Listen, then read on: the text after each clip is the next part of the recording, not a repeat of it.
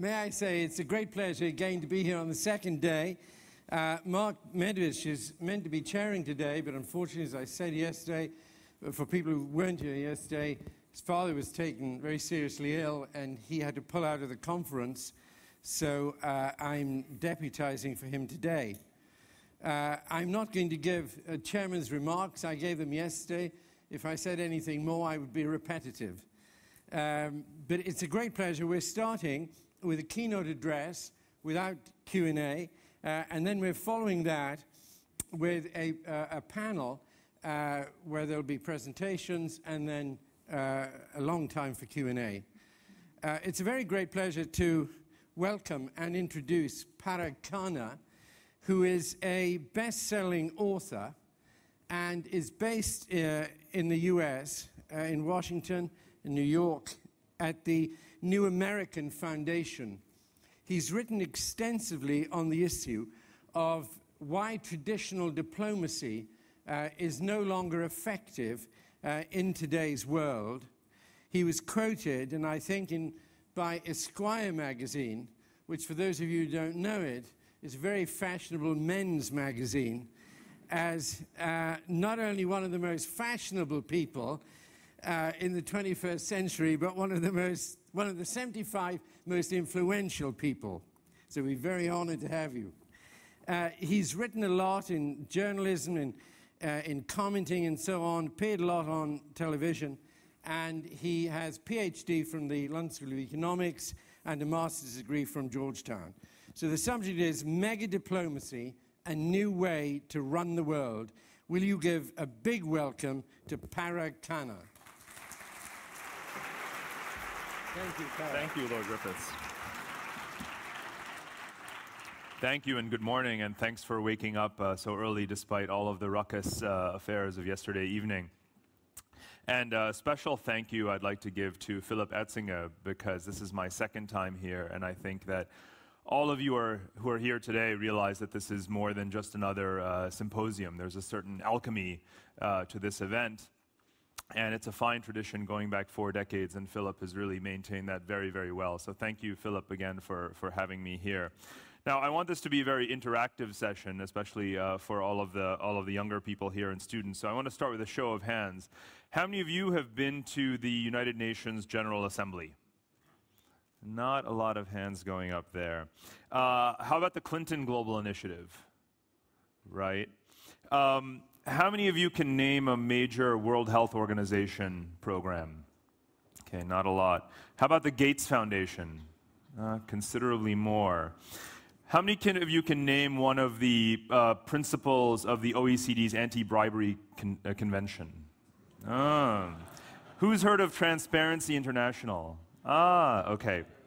Now you see the first set of actors I mentioned were intergovernmental organizations, and the second set tended to be non-governmental organizations, and the younger people in the room do seem to know the latter better than the former, and I won't embarrass anyone by asking whom they would like to work for, whom would they rather work for. So what can we safely conclude? I think the young people in this room should stop going to Model UN conferences. Now I have nothing against the Model United Nations or the United Nations itself, but I do believe that the task of the next generation of leaders here is to build a new diplomacy, to build a new way of running the world. And if they don't have access to and can't participate in traditional institutions, they will build and participate in the new ones. Now, I don't want to date myself in front of such a young audience. Most of you, I'm sure I could still beat in a tennis match. But let me point out, though, that many of the young people here were born after the end of the Cold War, and I actually still remember it. So I feel somewhat, a bit elderly by comparison. The phrase "New World Order" doesn't mean a whole lot to people who were born after the end of the Cold War. But for those who do remember, just about 20 years ago, President George H.W. Bush stood at a much larger podium at the United Nations General Assembly and proclaimed a new world order. There were 3 principles that underpinned that speech and that concept of a new world order. The first was that the world was unipolar. The United States was the world's only superpower, and that was expected to last for quite some time. The second was that the world was multilateral in the sense of structured according to centralized universal institutions like the United Nations. And the third principle was that the world would continue to be state-centric, dominated by nation-states alone. All three of those assumptions were wrong, just within 20 years. Today, the world is multipolar. The world is polylateral. There are many different kinds of organizations, internationally, regionally, and otherwise. And it is neo-medieval. Diverse kinds of actors, overlapping contexts, multi-layered, competitive authorities. Three ways in which the assumptions of the New World Order were wrong. Maybe we should call it the New World Order. Now, there are two kinds of change in world politics. It's very important for students and everyone to understand. The first is structural change. Structural change is when you move from one power, one pole of power, towards multiple, or from multiple to one. That's structural change. Then there's systems change. Systems change is when you change the character and the type of units in the system, not just states, but other kinds of things. The world is so complex today because we're experiencing structural change and systems change at the same time. Let me give you an example. This is that New World Order, or at least one principle of it. A unipolar world dominated by the United States and other great powers almost routing their relations through it. Now get used to this world. This is the world of geopolitical entropy, a marketplace of regions and powers organized into clusters, all of whom voluntarily form alliances, relationships, trade connections with each other. These interregional relations and patterns across the Middle East, Asia, South America, EU, Africa, North America, those interregional relations and pattern are as important as international relations are. In fact, I hope you can see this, but the regional clusters are deepening and institutionalizing. The Union of South American Nations, NAFTA, or what some call the North American Union, the European Union, African Union, Arab League, Gulf Cooperation Council, East Asian Community. It's tremendous proliferation of regional organizations, many of which obviously aren't captured in Model UN conferences. But they're very active in all aspects of diplomacy with each other, internally and externally. Now, the diffusion of power is something that great powers still think they can control by forming clubs like the G20, for example. The same is true for globalization, which really is almost in many ways synonymous with this diffusion of power. So some even say that globalization is slowing or reversing. We've heard this before.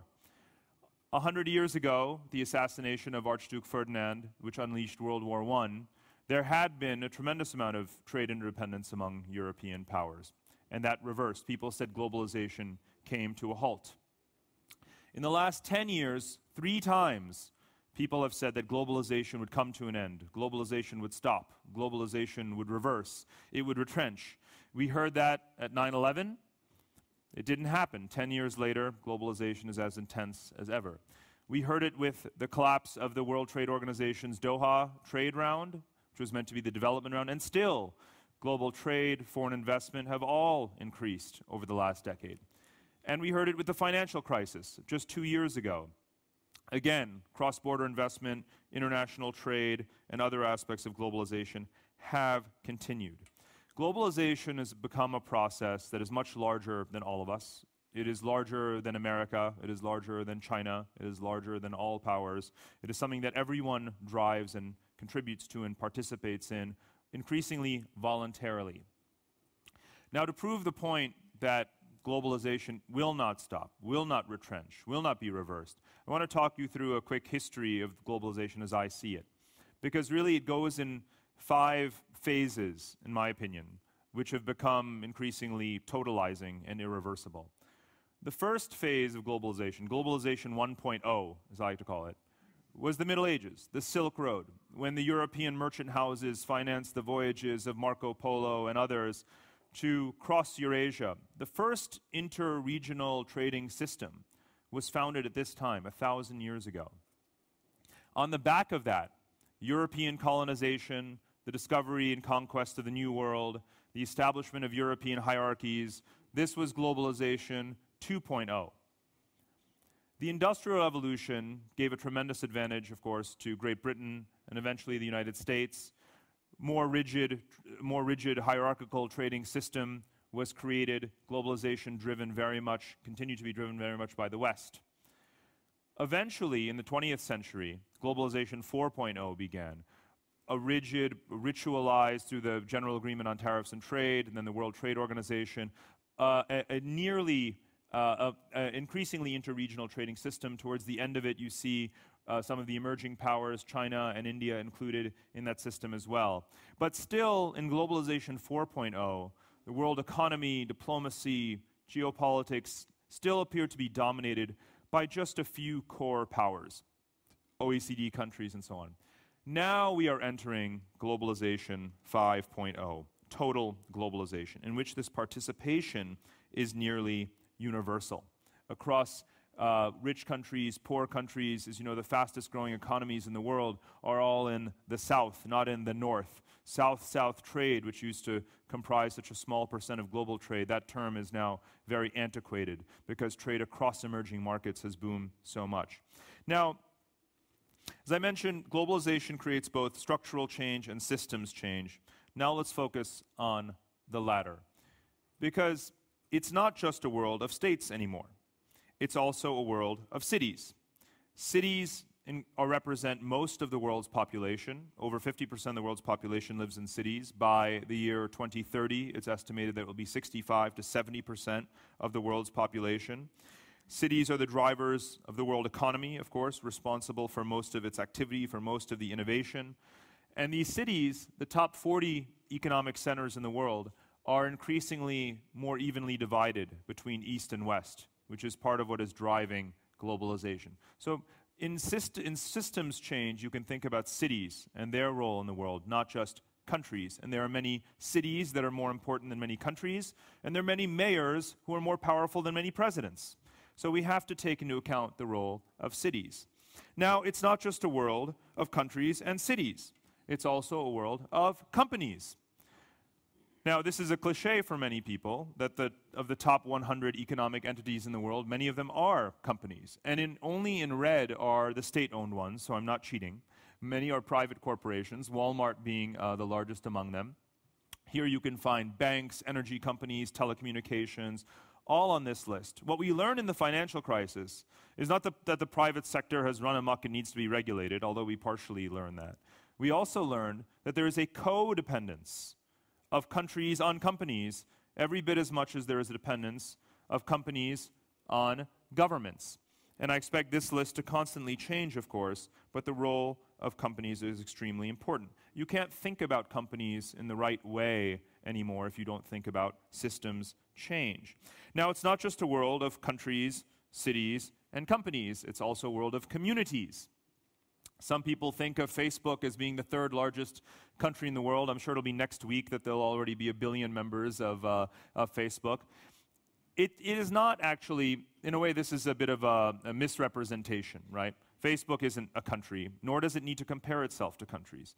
What social media enables and empowers is multiple identities. The idea that you can be loyal to a city, to a country, to an employer, also a community, an online community, a cloud community, a virtual sense of belonging. You can have all of these different kinds of communities. So a world of countries, cities, companies, and communities, all of this requires a new kind of diplomacy, something, again, that traditional diplomatic institutions simply do not capture. I believe we need something called mega diplomacy. Now, it would be too easy to say that bodies like the G8 or the G20 can run the world.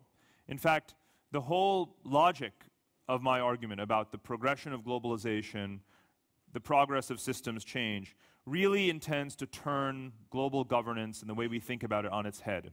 We've been trained to believe, since the early 19th century Congress of Vienna, that global governance has this progression towards ever more centralized, concentrated leadership. I believe that globalization does the exact opposite. It turns that on its head. It decentralizes power and authority. So there's this big debate between old global governance and new global governance. I think I represent new global governance, and I assure you I have globalization on my side of the argument. So what does that mean for bodies like the G8 or the G20? Now the G20 is certainly more legitimate than the G8. It's certainly more representative. But as we've seen, it isn't necessarily a more effective steering committee for the world. It is having a hard enough time managing global financial regulation, let alone the Iranian nuclear program, climate change, and the issue of Palestine. It won't be able to do all of those things. You need not rush to host model G20 conferences either. I think we need something better, not a G3, not even a G2, which some people talk about. Now this to me is the worst idea in the history of bad ideas, because you hear the term G2 all the time these days. If the US and China were to just agree on everything, even though they can't agree on anything, the world would suddenly be magically a more stable place. It would be nice for such parsimonious models to be useful in governing the world, but they're not. They are not at all. I think we need something much more complex. I call it mega diplomacy, new diplomacy. You can see the traditional model of diplomacy on the left and something much more diverse on the right. It is issue-focused, it is multi-actor, it is not hierarchical, but coalition-driven, partnership-driven. Resources are not centralized, but decentralized to where they are needed most. Actors put their money where their mouths are. If you look at issues like poverty alleviation or clean technology or climate change, you find that actors ranging from venture capital firms to clean tech companies are all putting their money where their mouths are. They're all getting involved. They're all becoming leaders in these issues. Their legitimacy is driven not by whether or not they are a sovereign state, but by the resources they're willing to put and devote towards issues. Accountability is not simply accorded on the basis of being a sovereign state or legitimacy, but rather through mutual monitoring and mutual supervision. All hold each other accountable, not just governments. So what we have today, and what I try to depict here, is not just the traditional global governance, which again is institutionalized, formal, and legalistic, but something that's, rather than global governance, global policy, a constantly evolving universe of activities, which is much more informal, multi-stakeholder, and coalition-driven. Partnerships among the .gov sector, the .org sector, the .com sector, and of course, .god as well. Today we have far more of this global policy, this diffuse set of cooperative activities, than we have traditional global governance. We have a lot more mega diplomacy than we have old diplomacy. Our theory just hasn't caught up to our practice. Our mental models just haven't evolved yet. But this is a very good thing. I believe that this mega diplomacy is the recipe for how, as your program states, as the theme of this symposium aims to clarify, how voices would be empowered, and this is also how power would be used more justly. Thank you very much. Thank you. Thank you.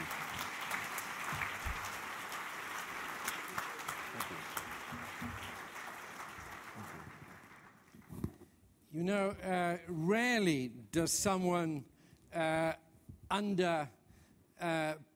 state the time of their delivery. Parag has just done that. Accidental. I thought that was a fascinating discussion. So I was sitting there, I was thinking to myself, wouldn't it be great to have a little Q&A Absolutely. After this? I think that's what we're going to do. Is that all right? Yes? Yeah. No? Okay. We can have the lights on. Who would like to ask the first question? Gentleman? That's a lady. A lady, sorry. Yeah. The lady is...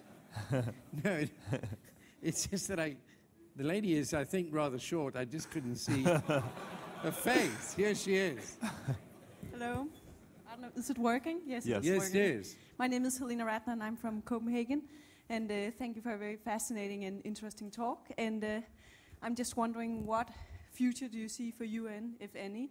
And what about issues such as transparency and accountability with this new mega diplomacy? Would there be any institutions to keep the check and balances of these? Sure. On the first question, the United Nations is more than just one thing.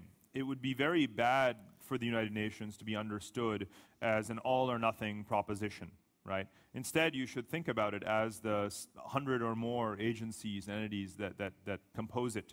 The the core bodies, the Security Council, the General Assembly, the Secretariat, and so on, but also all of the functional agencies, the Bretton Woods institutions as well.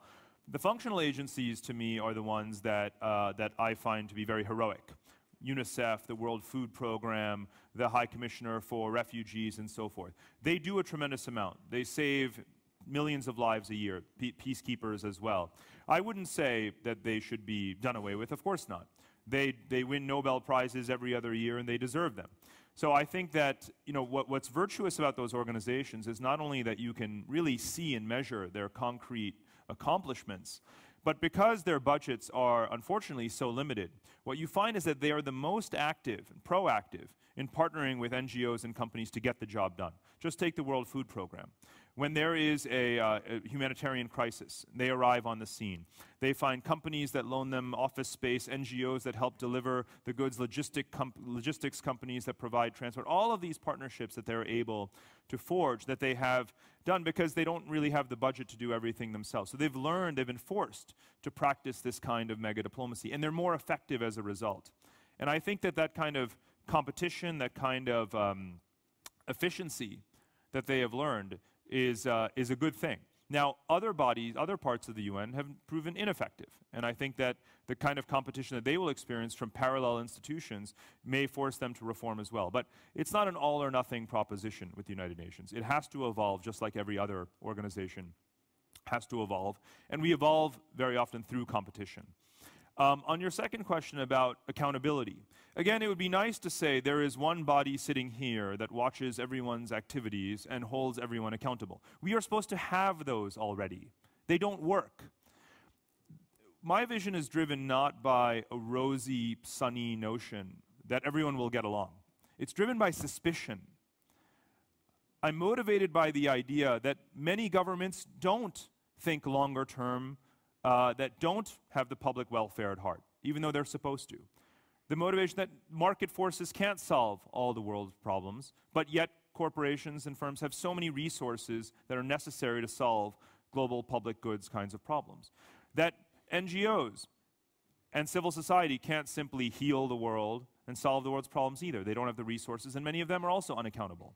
I believe everyone has to hold everyone else accountable, and transparency is the force that makes that possible. So I do believe there will be more accountability in a world of mega diplomacy than a world in which we assume that governments and intergovernmental organizations are actually playing that role effectively, because they are not. Gentleman over here. Thank you. My name's Justin Guest from Harvard University, and actually I got my PhD at the LSE as well. It's interesting that you're referring to this new need for accountability of states, and I agree that this mega diplomacy that you're describing involves new accountability of states. However, it's using organizations and other forms of cooperatives that actually are much less accountable than states. And so I wonder if we're actually just trading in the accountability of states for organizations that are perhaps much less accountable than states ever have been.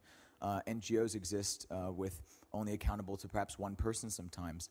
Companies are accountable to their stakeholders more than any sort of collective of people that has any vote as to what they do. So I'm not really sure if I'm so confident in the accountability of organizations that are actually implementing the mega diplomacy you're describing. Well, I think there's a big difference between de jure accountability and de facto accountability. You're saying that states are more accountable, but I think you're referring probably to democratic polities that hold regular elections, where governments are accountable to their citizens, and where there can be that kind of accountability and turnover. First of all, that only exists on the domestic level, not on the international level. So on the international level, the reason people speak about a democracy deficit of intergovernmental organizations is that even though they represent states, and polities, they're still not necessarily accountable to them because they're highly technocratic in nature and removed from any kind of voting procedure. So even in the governmental arena, on the international level, there's a massive accountability gap.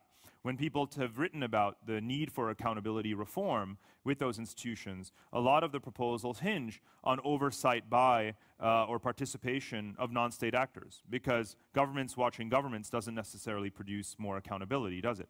So I think that the peer review mechanism is one thing that I think does generate accountability. Within the G20, there's been some evidence that peer review and peer pressure can be an important force. But I think that bringing, and like I said, I don't believe that NGOs are inherently more accountable or more virtuous. The same thing goes for corporations, many of which still do, of course, primarily report only to shareholders with not sufficient consideration necessarily for stakeholders.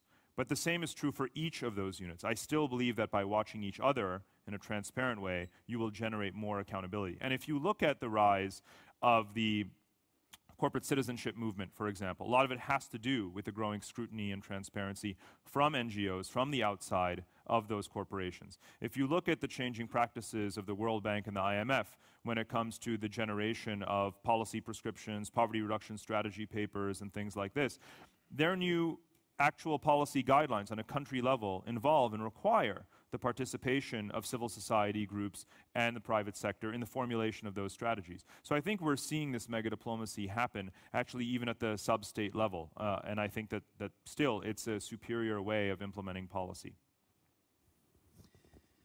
Can I say, unfortunately, time has run out, but Parag, I don't know about you, I find that fascinating. First of all, you give us so much information in a short space of time.